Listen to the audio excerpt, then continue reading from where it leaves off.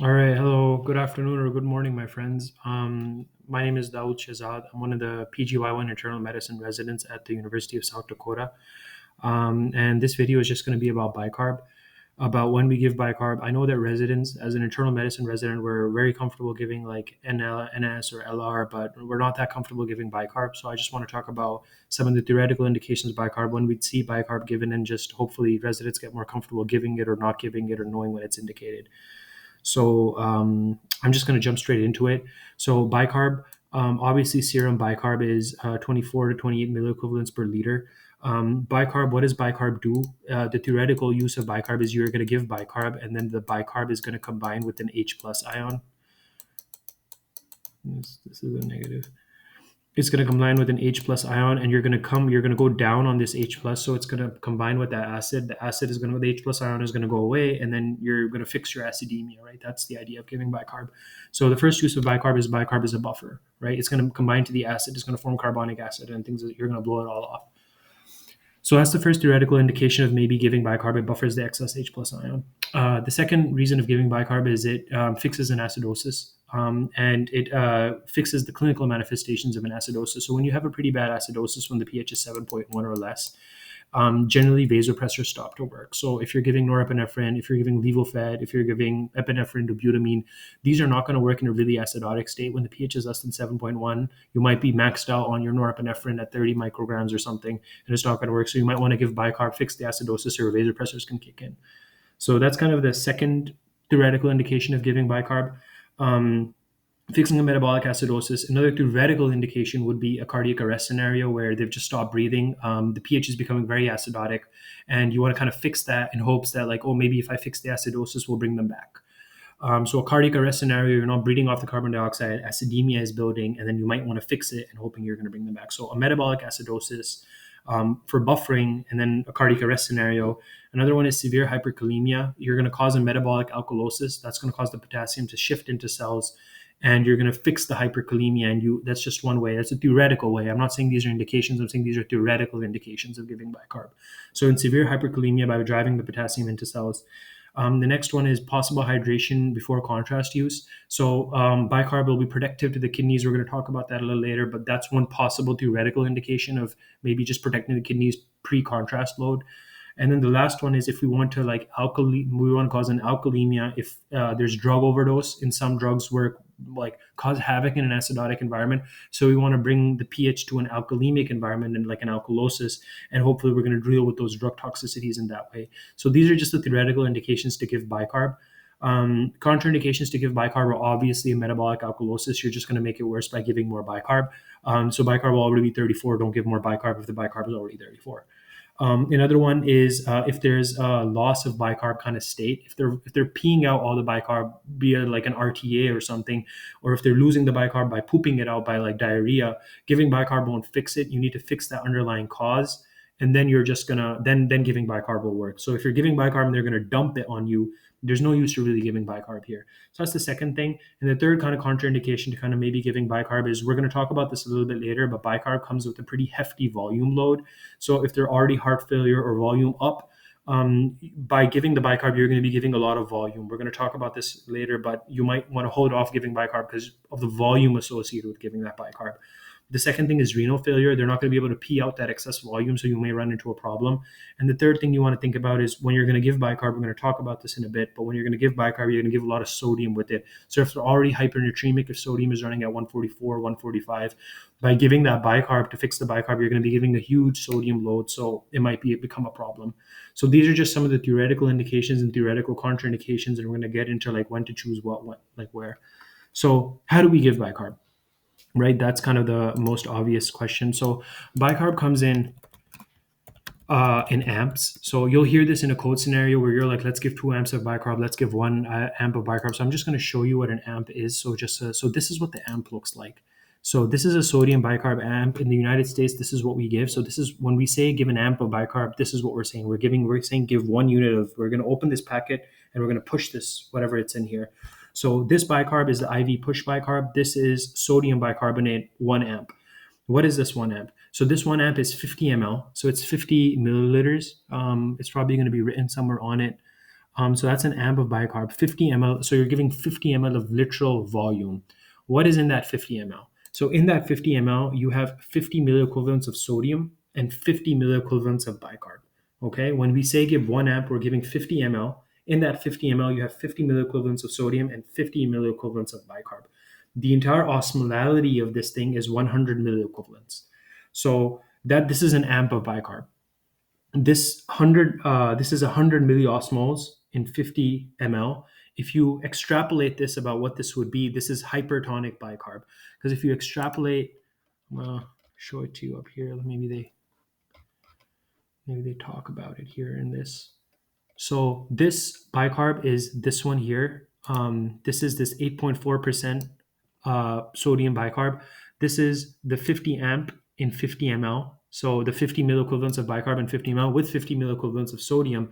So this is the amp of bicarb, and this concentration, if you pull it out to a liter, is 200 milliosmoles. So this is equivalent to a 6% normal saline. So this is a very hypertonic solution. You're giving 1 amp of it, you're not giving a liter, but this is what you're giving. You're giving a very hypertonic, a very concentrated push of bicarb and a push of 50 milliequivalents of sodium. We generally call this IV push, but this is given over 10 minutes. We don't give it we don't push it all because this thing has a pH of maybe 8. And if you push all of it, this is it's going to cause huge pH shifts in the body. So when we say give an amp of bicarb, what we mean is give 150 ml of 50 milliequivalents bicarb, 50 milliequivalents sodium over 10 minutes. That's what we say when we give an amp of bicarb. This is a very hypertonic, very concentrated solution, and its osmolality is 100 milliosmoles. This is in contrast to the serum osmolality, which is 285 to 295 milliosmoles. So this is hypertonic bicarb. That's the first bicarb we need to know. So hypertonic bicarb, 8.4% solution, 50 milliequivalents of sodium, 50 milliequivalents of bicarb, 2,000 milliosmoles. If this was an entire liter of this, and this is an amp of bicarb. Okay, this is what we're giving in the quotes, and we're pushing this over 10 minutes. Not push it. Don't push it directly. Push it over 10 minutes. So that's an amp of bicarb. So that's the first type of bicarb we give. So this is called hypertonic bicarb. The second type of bicarb we're going to most commonly see is isotonic bicarb, right? So no also hypertonicity, hypotonicity issues, isotonic bicarb. How we prepare isotonic bicarb is we take let me draw this out. You take free water. So tonicity is 0 of free water. You take a liter of sterile water, of distilled water that you get from the grocery store, and you're going to dump 3 amps in this. You're going to put in 3 of those amps that we had there. You're going to put that in this. And when you put 3 amps in it, what's going to happen? You're going to have a total of 150 milliequivalents of bicarb because you put in 3 amps of 50 milliequivalents, and you're going to have 150 milliequivalents of sodium. And the total osmolality of this is going to be 300. So the osmolality of this solution, because free water has no osmolality on its own, you put 300 milliosmoles in because you put 3 amps in, 150 of osmoles of bicarb and 150 osmoles of sodium, and you made a 300 milliosmol solutions. And we call this isotonic bicarb. It's slightly hypertonic, but we call it isotonic bicarb. It's close to the plasma kind of level. So this is isotonic bicarb. So you're either going to give hypertonic bicarb or isotonic bicarb. Isotonic bicarb in every liter will be 150 milliequivalents of bicarb, 150 milliequivalents of sodium, and hypertonic bicarb will be the amp, small volume, concentrated amount of bicarb, a concentrated amount of sodium. So this is how we kind of do it. One other thing that you can do sometimes is you can get a solution of D5 water.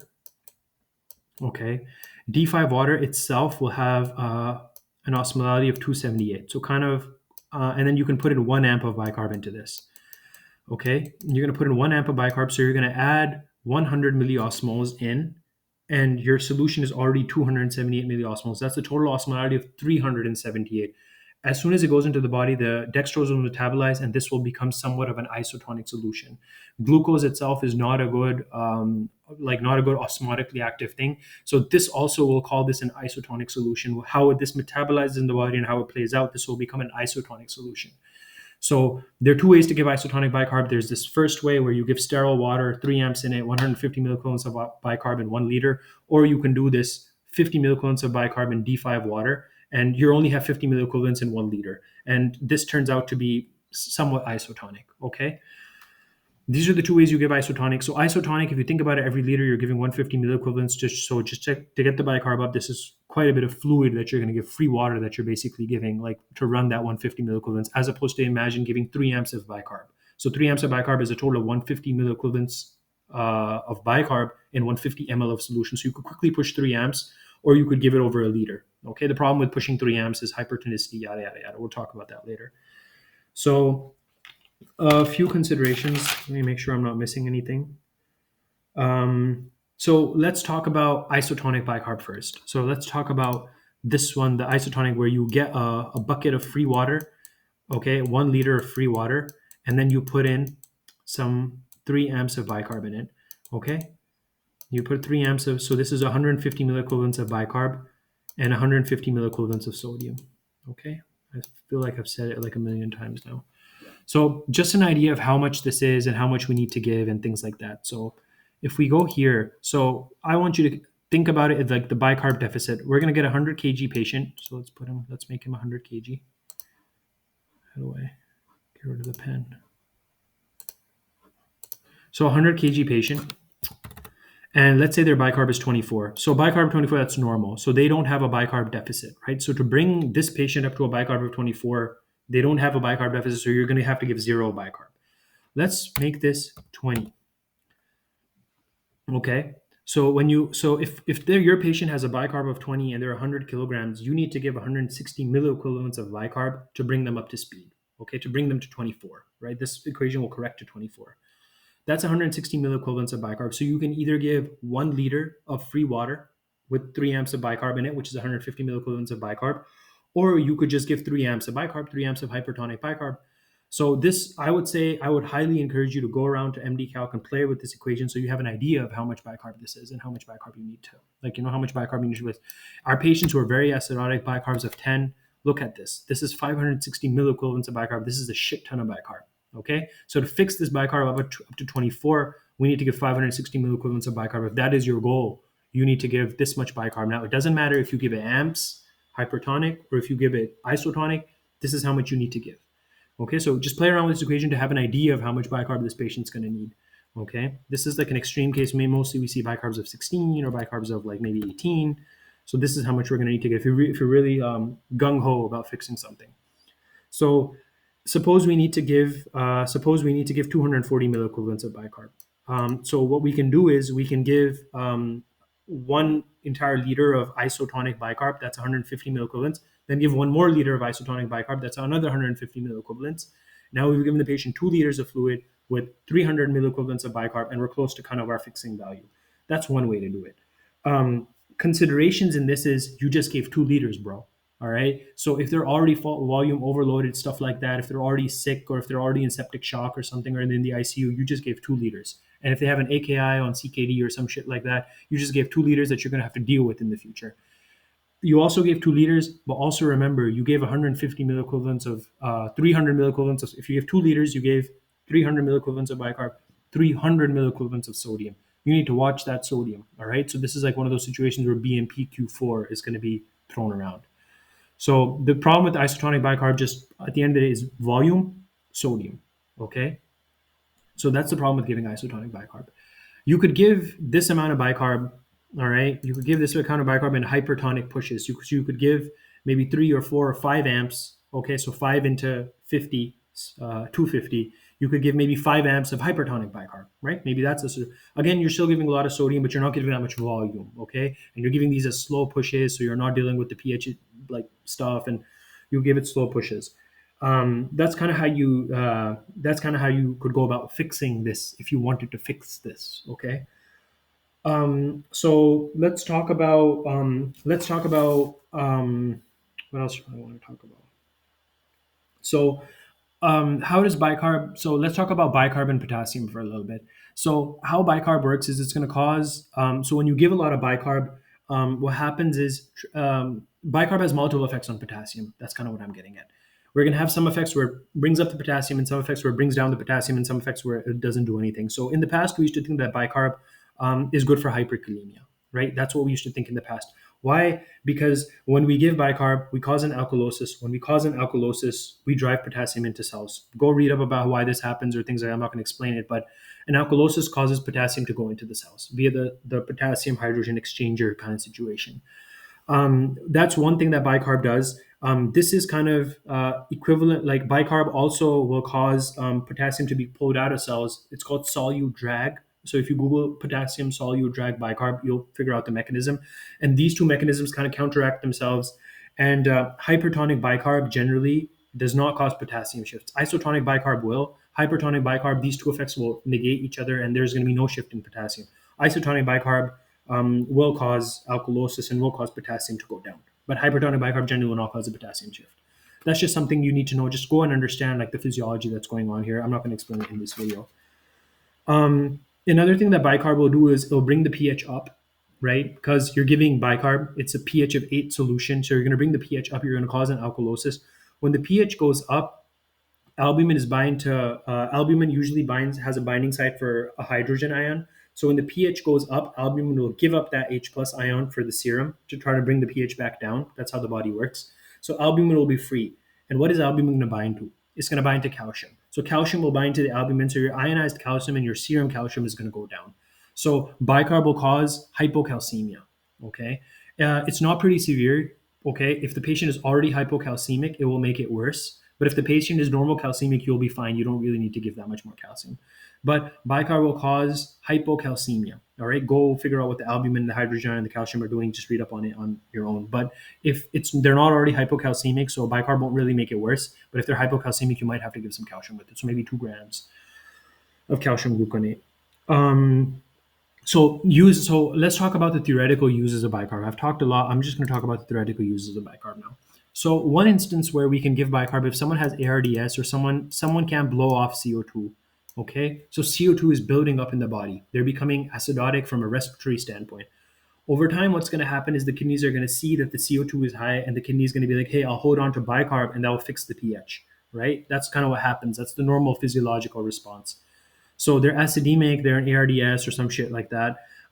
We can give bicarb now and we can quicken up the physiological process. So over time, normally what the kidneys would do is they'd hold on to bicarb and the pH would normalize and it'd all be good. So one thing we can do in this situation is when patients can't ventilate, they can't remove PCO2, we can give bicarb and normalize the pH and have our vasopressor work and we'll all be very happy. So that's one situation where you're like accelerating a physiological process. That's one thing. So in this instance, if they have ARDS, if they're hypovolemic, so if they're in shock, okay, they're on like, they have like, they're in shock, they're in the ICU, they're hypovolemic, and you are fixing the physiological process, you're just quickening the physiological process by giving some bicarb. You can go ahead and give isotonic bicarb because they're hypovolemic. Isotonic bicarb has a lot of volume in it, as we talked about. So just go ahead and give some bicarb, call it a day, you'll be good. If they're hypervolemic, give amps of bicarb, all right? Give amps of bicarb, give 10 over 10 minutes, give some few pushes, watch the sodium, but give, this is also kind of common instance where they have AKI and CKD or some shit. So give amps of bicarb if they're hypervolemic, so you're giving the small volume, and watch that sodium, all right? Make sure it doesn't creep up on you. Another instance is where they're like they're euvolemic, right? So in this instance, again, give isotonic bicarb, and if you can, diurese them with a thiazide. Thiazide will cause a metabolic alkalosis, so you're going to give them volume, and you're going to diurese them with the thiazide, and you're going to maintain euvolemia by that, and you're going to fix the metabolic alkalosis. So just go ahead. That's an okay. Now let's talk about the debate regarding bicarb, about whether bicarb even does anything. And but before I talk about that, I want to talk about bicarb. Sounds great. It sounds like a great option. It sounds like a great option in a code. Sounds like a great option to fix like a red lab value on the EMR. Let me talk about the potential harms of bicarb. So bicarb, the reason we're giving it is this, right? So H2CO3. This is the plus. That's an H. And then this is why we're giving it. This is where it's at.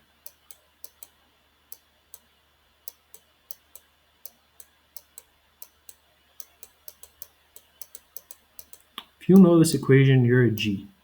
Okay, this is med school. So you're giving the bicarb because you want it to bind to the hydrogen ion. You want it to make carbonic acid. You want the carbonic acid to dissociate into CO2 and water, and you want them to blow off this CO2. This is what you want. Okay, you're going to give more on that side of the equation, and the equation will shift to that other side, and they're going to blow off that CO2. And at the end of the day, all will be good. This is why we're doing it. Now, the thing is, that we're in the ICU, patients are sick as shit. Okay. If the patient can't ventilate, if they can't blow off that CO2, you're going to give the bicarb, it's going to bind to the hydrogen ion, it's going to make carbonic acid. Carbonic acid will become CO2 and water, and they can't blow off that CO2. And there's a lot of CO2 and H2O and carbonic acid, and it's chilling in the tissues, and you didn't do anything. If anything, you made carbonic acid on the tissue level, okay, and they can blow off that CO2, and that carbonic acid is an acid, right? So there's an intracellular acidosis. Even though you gave bicarb, the serum is alkalemic, your lab values look good, but on an intracellular level, at the cellular level, they can't ventilate, they can't push that CO2 off, and on an intracellular, you have an acidosis. So you have worsened the problem. In normal humans who can breathe off CO2, this is a transient intracellular acidosis. Patients breathe off the CO2 and they're fine. If the patient has poor perfusion where blood isn't coming into the tissues and blood isn't moving that CO2 along to the lungs and it's not pushed out, that CO2 is going to build up, that carbonic acid is going to build up here and it's going to cause a problem. So theoretically, it sounds like a good idea, but if there's poor perfusion, if it's a shock-like situation, if you can't ventilate the patient, what you didn't do any good. If anything, you did some harm. That's the first theoretical harm of bicarb. The second theoretical harm of bicarb is we'll pull it up. So the second thing is, so bicarb is given when patients have really bad lactic acidosis. They'll have lactic acidosis, bicarb will be low, they're going to be in shock, yada yada yada. So lactate in and of itself is an inhibitor of glycolysis. It's so why is lactate high? Well, lactate is high because the body's freaking out and there's anaerobic metabolism going on. Either a bacteria is doing anaerobic metabolism or all the cells have shifted towards a glycolysis type pathway where pyruvate is being made and yada yada yada. Now, lactate inhibits phosphofructokinase 1. Lactate inhibits the enzyme that causes glycolysis. If if you if you fix this lactate by giving bicarb, okay, you don't have enough lactate, you don't have acid kind of floating around. The cells are going to move again into like the lactate generation pathway. So by fixing the lactic acidosis aggressively, you are increasing the production of lactate because you're fixing this, and the cells are just going to make more lactate. So you're going to run the problem. Okay, you're going to fix the serum bicarb, but you're going to run the problem. That's the second problem. Third problem is the sodium load. I've already talked about that. Fourth problem is the volume load. I've already talked about that. And fifth problem is the dropping of the serum calcium. I'm not going to talk about that, but that's an obvious. That's wrong. So there are harms with bicarb, right? If you can't ventilate the patient, if you're going to increase lactate production transiently, stuff like that. So just keep in mind, like that, bicarb doesn't come without harm. It's going to fix the lab value, but maybe on an intracellular level, if you think about what's happening physiologically wise, you might not be doing any good. Okay, so this transient intracellular acidosis is a big problem. Um, Let me see if I'm missing something. Okay. So, what are the actual indications to give bicarb in medicine? Okay. What are the actual indications? If you have a pure non-anion gap metabolic acidosis, so NAGMA, non-anion gap metabolic acidosis, if you go back to medical school and you look at the textbook, these are pure bicarb losing states. So, this is either vomiting or an RTA type picture. You are losing bicarb. So we can fix this with bicarb. That'll fix the problem. Okay. And you're going to fix the underlying cause of the vomiting, whatever, but you can just give bicarb and fix them. So non-anion gap metabolic acidosis has the best evidence to give bicarb. This is a pure bicarb deficient state. Go ahead and give it. Any other thing where you have an anion gap, you have a lactic acidosis, giving bicarb, there's debate. There's debate in medicine. Okay. So let's talk about that debate. So in lactic acidosis or in a metabolic or an anion gap metabolic acidosis, actually, and let's do anion gap metabolic acidosis, right? So non-anion gap metabolic acidosis, you have the green light, go ahead and give it, right? You're going to quicken physiology, you're going to fix things. Anion gap metabolic acidosis, you can consider bicarb, consider it when pH drops less than 7.2. Okay, let me pull up the actual indication. So pH drops less than 7.2. Okay, so drops. Or whatever the thing is. So when pH drops less than 7.2, you can consider it. Okay, consider it. You don't have to give it though. And plus, if you have a severe AKI, so a creatinine that's 2 times normal. I know everyone writes AKI, but severe AKI, they're oligouric or the creatinine is twice the normal limit. Then maybe there's an argument. Maybe we can give some bicarb. Even if they have a lactic acid, let's give some bicarb. Okay, might help. That's one indication. So pH less than 7.2 with a severe AKI, those two things, right? There might be some evidence to give bicarb. Again, you might worsen your acidosis, yada, yada, yada. So there might be some evidence. And then the last is pH less than 7.1. And in that instance, the reason we're giving bicarb is not to fix the bicarb, it's to have our vasopressors work. Okay? Because these people are sick as shit.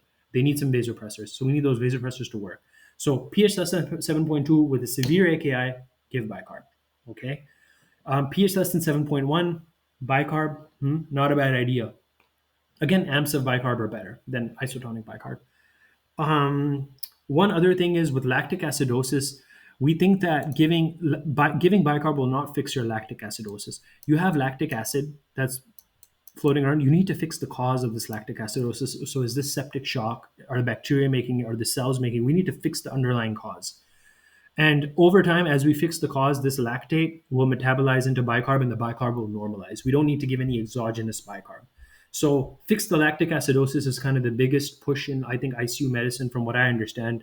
So, fix the underlying lactic acidosis. If all those other indications we talk about, pH less than 7.2 with a severe AKI or pH less than 7.1, those also, the first thing you do is you fix the underlying lactic acidosis. That lactic acid will become bicarb and all will be good. The patient will self correct. Um, let's see. Uh, okay. So one trial that you want to know is the Bicar ICU trial. So in this trial, I'm going to pull up the screen that they discuss it on. So in this trial, they got patients that were sick as shit. Okay. They got patients from the ICU. They got patients who were pH were less than 7.2 and their PaCO2 was high. So they're acidemic from like a respiratory standpoint. They have low bicarb. So bicarb is low. Bicarb is less than 20. So it's low. And they randomized these patients. This is 300 patients. They randomized them to a control arm who didn't get any bicarb and one arm that got bicarb. The bicarb they got is an unusual type of bicarb. So they didn't get the isotonic bicarb, which is 1.4% bicarb, or the hypertonic bicarb, which is 8.2 or 8.4% bicarb. They got this middle kind of mix of bicarb that they were given. And they saw what happened with these patients. They gave some people bicarb. A lot of these people had septic shock or on vasopressors. So turns out in this trial, like they didn't change mortality at all. It doesn't change mortality at 28 days. You can read this trial at the IB, like the EM crit. You can read like in detail what happened. Mortality doesn't change. What changes is the need for dialysis, the need for CRRT or dialysis. And the reason bicarb staves off dialysis is I tried to find some explanations online of what could be happening. So what happens is when you have a lot of bicarb floating around, so what happens is the chloride ion gets filtered into the glomerulus. So this is the glomerulus. So the chloride ion is going into the glomerulus. It comes up here. The macula densa here senses the chloride ion because chloride is usually coupled with sodium in the body. So it thinks that, oh, I have a lot of chloride in the glomerulus, so I have a lot of sodium as well. It thinks that there's a big sodium load in the urine, and then it constricts the renal efferent arteriole because it thinks that, oh, I'm peeing out too much water, so I need to reabsorb sodium. So with low bicarb states, there's chloride wasting. With the chloride wasting, there's a high chloride load in the glomerulus. The macula densa thinks that, oh, I see chloride, there's sodium there that I'm missing, and it constricts the renal afferent arteriole, so it causes renal vasoconstriction, right? Renal vasoconstriction will worsen the AKI. Okay. So by giving bicarb, we kind of stop this entire process, and then we relax that renal afferent arteriole, and then we fix the kidneys and perfusion and yada yada yada.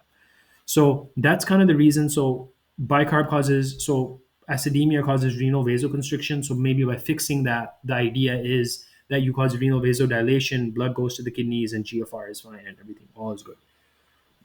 That's kind of the idea there. But what I guess I want you to know as an internal medicine resident is bicarb maybe staves off dialysis a little bit, but it does nothing for mortality. It does nothing, and if anything, it does harm. Like there's this big idea in critical care literature about whether we should be even giving it in a cold scenario. You'll see it thrown around. Whoever's ordering the bicarb seems very smart. Let's give an amp of bicarb, pH is 6.9, but really doesn't do anything. Even in DKA, we give it if it's less than 6.9. So um, just think about the harms of bicarb. Know if you have isotonic bicarb and hypertonic bicarb. And then one other thing I would like you to consider: if you have isotonic bicarb, has 150 milliequivalents of bicarb in 1 liter of fluid, and people are going to run these at like 50 ml an hour, 75 ml an hour. Think about that. If you run this at 100 ml an hour, it's going to take 10 hours for that entire liter to go in. In those 10 hours, all you've replaced is 150 milliequivalents. So that's kind of not a lot. So if you're running a bicarb drip, run it high then, just fucking run it then, don't be a pussy. So That's just one thing to think about the amount of bicarb you're giving, and you're going to know the amount of bicarb you're giving via this equation. And then generally we fix to 80% of the bicarb deficit. As to why we do that, as long my video is running out. But that's kind of everything I think at an intern level you need to know about bicarb. Peace and see you guys later. And remember me.